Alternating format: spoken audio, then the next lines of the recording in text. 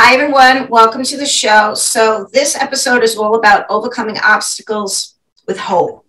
And my guest is MacKenzie Nelson, one of my co-authors from Step Into Your Brilliant Purpose. And so again, this is Lindsay's all about overcoming obstacles with hope. Her book will be coming out, but we're going to lean into her story first and then lean into her book that comes out in September. So, Lindsay, welcome. MacKenzie, welcome to the show. Oh my goodness, how are you? Okay. Thank you for having me. So, what's the power of hope in your life? For me, the power of hope is the power of perseverance, which for me is, that inner voice, whether you refer to that as God or just that small voice guiding you through life, that enables me to stand back up after I've fallen down. And then I feel stronger for it. And that really is my hope in knowing that regardless of circumstances, that when I'm able to see them from a higher space and a higher perspective with hope, I'm able to lean into that and learn from the times where I do fall down or fall short or make mistakes or, just something doesn't go as you expect it. Get back up again, try again, keep going. And just through persevering and pursuing that, it's led me to here. So, you're welcome. We're glad you're here. So hope, what are you saying, like the external energy of the universe is there to support you and Yes. move forward? Or is that what hope, that's your definition of hope? Definitely. I do believe that my hope is not in myself alone, but in the ability to believe in that higher power, that although I may fall short, there is always hope because ultimately it's not me who controls my destiny. Okay, no, that's, again, we will everything.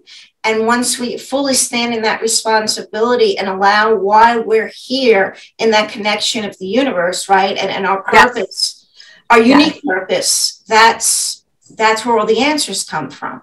Definitely. When you're willing to move past fear and embrace hope and embrace the higher pursuits of life, which I believe are, we find strength in walking in what our purpose is and walking in our destiny. And then it's only when we're on that path that we can enable others to come to that higher place, higher self. Okay, so let's get into one of two things, because you're already an international bestseller. Our book it landed with the world. So what was your topic about? And then within that, where did that lead you next in your writing? So, my chapter was titled In Step Into Your Brilliant Purpose, Forgiveness is for You. And I have a different biological father than the one who raised me. And the way it was communicated to me was not in a very positive manner. I was kind of raised in a household where there was a silent culture. I mean, there was a lot of noise because I was one of three, but we never talked about, the deeper things in life. So we never really discussed the fact that, I had a different biological father. And I never processed that. I never really realized how much that played into my identity. And I came to a certain point in life where I had realized I had held a lot of resentment against the man who had left me before I was born. And that through an exercise I was introduced to at church, I decided to forgive him, and it changed everything for me. I lost 75 pounds. Literally, I was a lighter, happier person. And it was really a turning point in my life where I started to understand more about the power of forgiving those who have hurt you. I agree with everything you're saying there. And when it comes to forgiveness, it's a dual gift.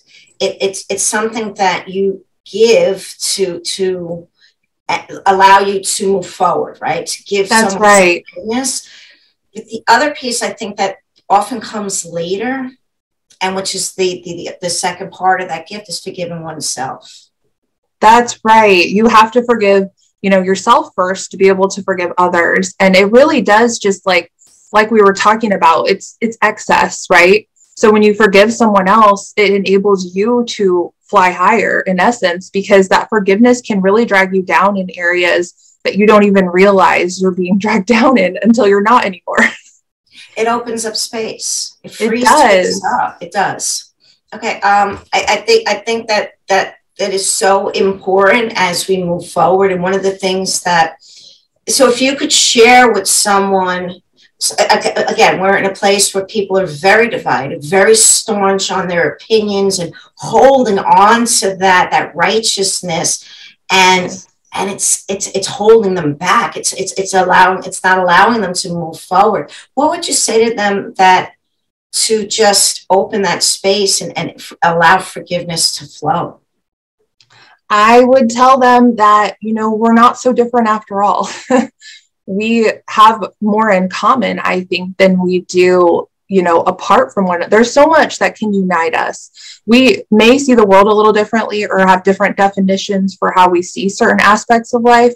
But when love is the focal point and you have a heart that is truly full of love, you see everything differently when you're looking to love someone instead of looking to disagree, or you're looking to agree with someone. And when they disagree with you, that's a lot of times when that conflict comes in, when I don't think disagreements are necessarily a bad thing. I think actually we should have more disagreements where we are kind and in love, and we can have conversations, and that can enable us, to come away with some newfound wisdom. Because all of our walks and our journeys are so unique. I sincerely believe that there is so much wisdom in each one of our stories. That's why I think it's so important, due to the current social climate, that people step up. And I'm hoping to encourage others to follow in my path and write their story so that we can learn from them and we can learn their knowledge, and we can, other people can feel love and they can feel that they are not alone, and maybe I'm not so weird after all. Well, there's anything but weird about you, my friend. And then you're also saying that piece of connection, that within standing in your uniqueness, we can all connect in the value that we bring forward. 100%. I think that we are all connected. And I think that that's what makes relationships so valuable, so important, and so fruitful, really. When you invest in another person and you're willing to be open with your heart, I think there's a lot of fear in that for people, because we've all been rejected at times. But through a series of, I was in sales for many years, and I got rejected over and over and over. But what I really learned was, when I got accepted, wow, that felt amazing. But I never would have had that feeling had I not, gone through the rejections to get there. So, moving into this role as a writer and an author, I feel like I'm taking a lot of those aspects with me, and just, open to connections and meeting people. And I believe, who's going to journey with you, who's meant to, will. And that's amazing. And I focus there on the people that are with me. Don't focus on the ones that aren't. Find, value in the people that are willing to stand with you. And again, that I'm grateful for you because of the book that we brought forward, where we now get to stand in this. So since your chapter, what else have you been working on? Well, technically, wow, I got invited to be in the book by Rebecca, which was amazing. I wasn't expecting to be a part of the anthology, but I leaned in and decided, yes, I was hearing this is for you. And I believe now in hindsight, a lot of the connections that we made working on the anthology together are really serving me now, stepping forward into this new project, which is my book coming out titled My Father's Feathers. And the subtitle is A Journey of Transformation and Healing, One Feather at a Time. I've been working on that for the past few years, and it is my life story, my journey. You get to follow me from practically 6 years old to present day.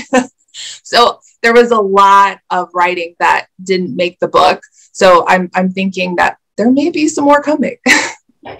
So let's back this up a little bit. First of all, you have the feathers on your shirt, and it's symbolism, right? Yes. So the symbol of the feather, and are you referring to your birth father? And lean into what you mean by that in the title. So the title for me, feathers have really been speaking to me for about the past 5 or 6 years. There is a particular picture of a feather that is currently on my wall in the living room. And I faced many medical battles. I almost lost my life after I had my little girl 5 years ago. And I would look at this picture of a feather and it just called to me. Nothing special about it. I think I picked it up at Hobby Lobby. But I could just feel every time I looked at this feather, I would think about and wonder about like my biological connections, like where are they? And somehow I felt connected to this feather. And then as time went on, I was feeling more of a pull for all of my family as a whole, like my dad's side, my biological side, my mother's side. And this was before I even started writing. And I heard while I was looking at this feather, the feathers will bring you together. And every time I looked at this feather, I kept hearing the feathers will bring you together, not knowing what it meant. And so fast forward to today, that feather that I looked at is actually on the cover of the book. They worked it in to the cover. So it really does feel full circle to me. And my father's feathers, it refers to, God, or it can be the higher power or the universe, refers to, my biological father, my father now, all of my family. And just kind of like my father's feathers is that place where we're covered under his wings, covered in the feathers, covered in love, covered in unity and protection and yes, safety. Right. Now so the feathers just like indicative of, for me, is like indicative of transformation. And you know what I think is interesting about that what you said, because I suddenly saw that, right? The protective wings is that they're a feather, and it like shields birds from the rain and insulates them and cools them off. All of that within allows them to fly, stabilizes them, and yet a feather is very delicate. Yes, and it is. It's very delicate and light. And it also indicates, a higher perspective, because you can have wings and fly and being able to see your circumstances from a higher place where you are noticing the silver linings and taking in people who are there for you, even though others that you want to be there are not. But you can find solace, comfort, and safety under those wings. And they lift you up. That's right. It's a brilliant analogy and visual. And all right, now I see that. I see that. And then each of those, the collective, allows a bird to fly. That's right. And it also indicates in my journey, the very areas where I felt my wings were clipped, where I couldn't soar, where I was destroyed, saddened. Those are the same areas I feel that have been utilized to help me soar. And that blew my mind,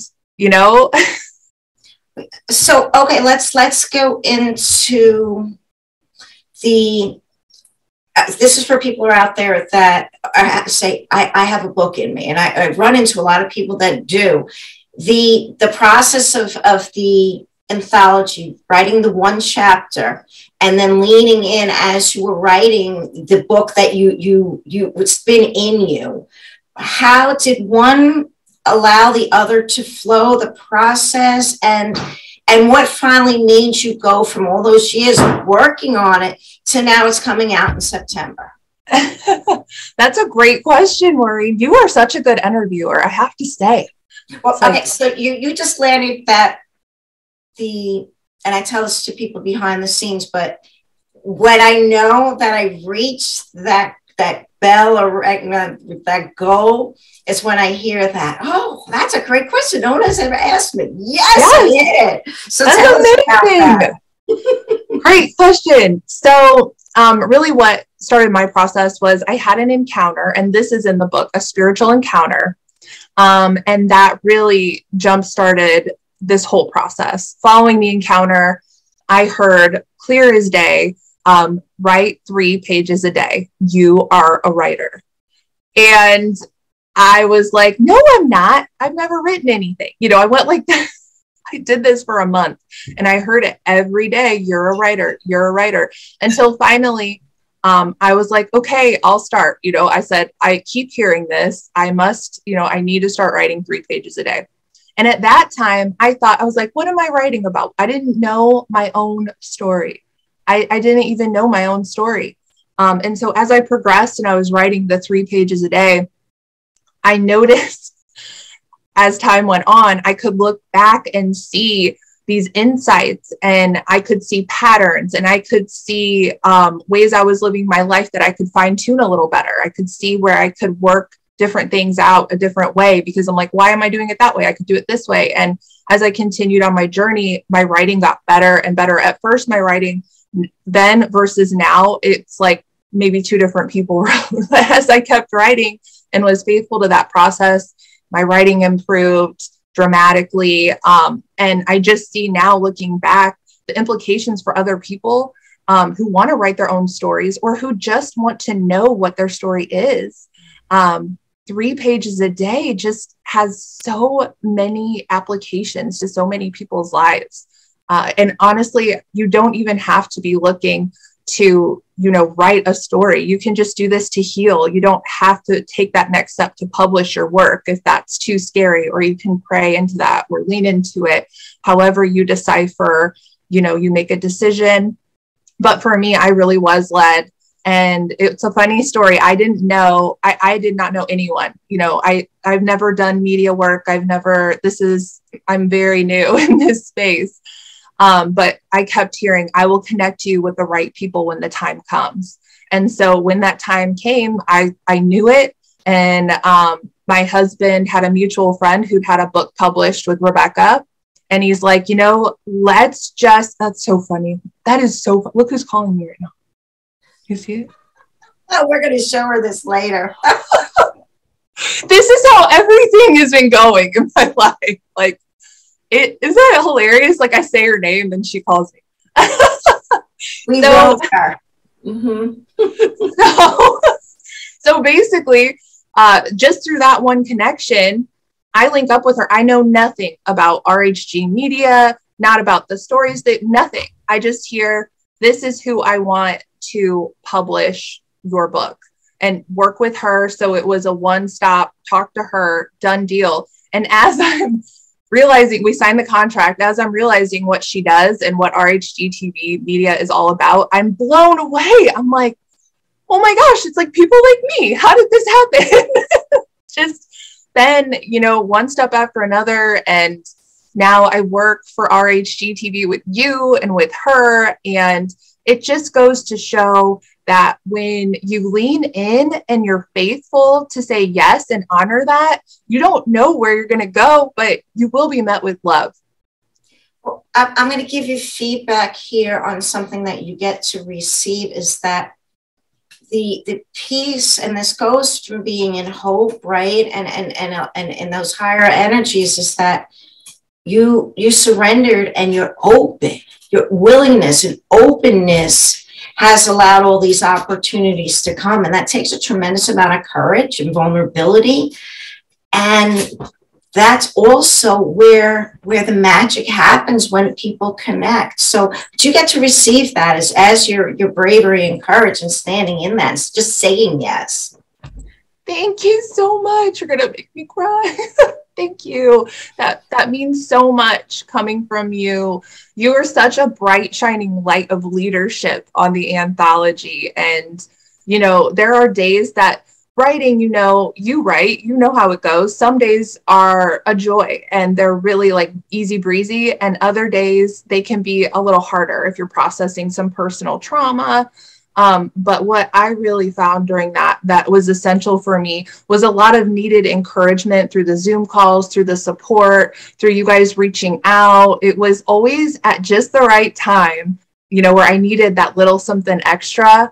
And I'd get off those calls with you guys and I'd be like, yes, it was like a new, like, refreshing breeze had blown through my life. And I suddenly had more energy. And it is having people around you that see you and that see who you are and that speak that into you. That is very powerful. And so thank you so much you've really impacted my life in a lot of ways. So I can't thank you enough for seeing me.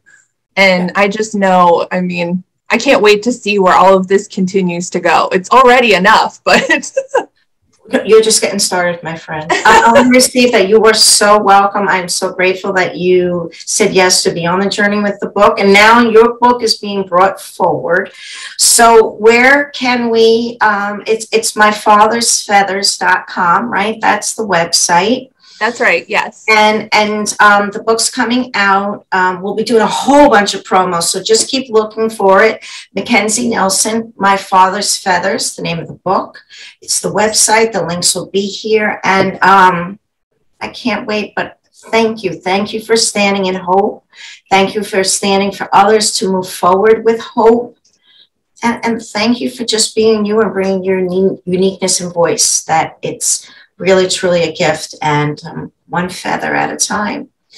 Okay, everyone, have a great week. Any last words, my friend?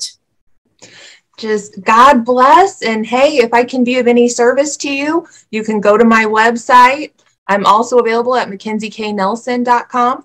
And I do have an opportunity there. You can connect with me. If anything I said hit home to you, I'll speak to you for a half hour, no charge. So I encourage you, take that step, reach out, connect. You never know what might happen next.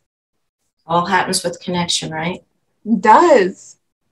Bye, everyone. See you soon. Again, MacKenzie Nelson, myfathersfeathers.com. And do meet. We're going to have the link to the other website. Reach out. That's the first step. That's the first step you get to take. Just say yes. Everyone. Say yes. The power of yes. Bye, everyone.